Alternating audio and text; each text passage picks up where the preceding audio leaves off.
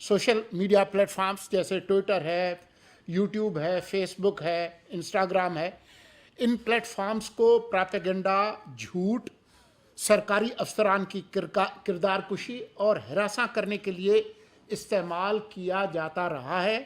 मुतल्लिका कंपनियों को इस अमल को कंट्रोल करना होगा।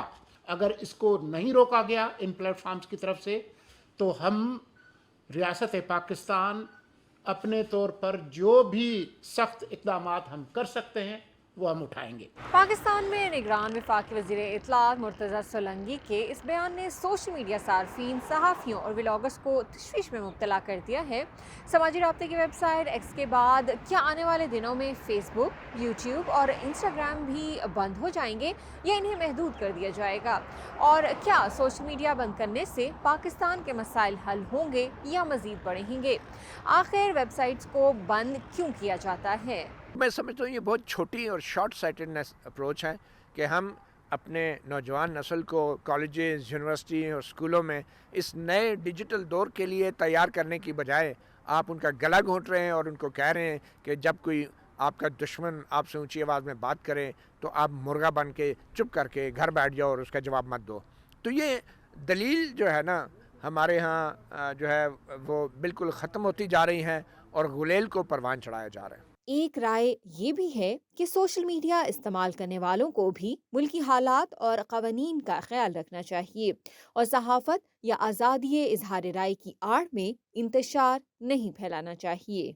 अगर हमारा आइन जो है वो गारंटी करता है आर्टिकल 19 और 19A के मुल्क के अंदर आज़ादी इजहार और फ्रीडम ऑफ प्रेस होगी, लेकिन सब्जेक्ट टू लॉ होगी।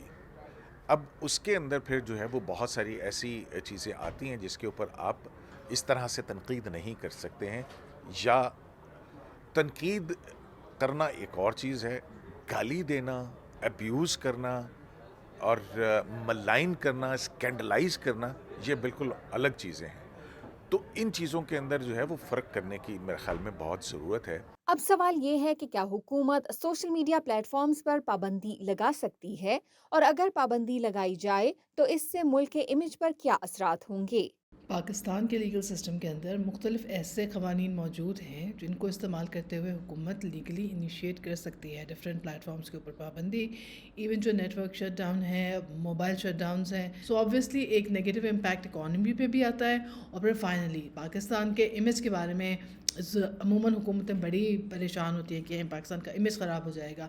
इस तरह की हरकतों से बग़ैर किसी ट्रांसपेरेंसी के नेटवर्क्स को बंद करने से, प्लेटफॉर्म्स को बंद करने से ज़ाहिर है जो एक इमेज है मुल्क का एक अच्छे डेमोक्रेटिक जमहूरी मुल्क के तौर पर सामने नहीं जाता, और उसका एक बहुत नेगेटिव इम्पैक्ट पड़ता है। पाकिस्तान में सोशल मीडिया को कंट्रोल करने की बहस एक ऐसे वक्त में चल रही है जब आम इंतखाबात में पोलिंग के दिन मोबाइल फ़ोन सर्विसेज की बंदिश के बायस इंतखाबात की शफाफियत पर पहले ही सवाल उठाए जा रहे हैं।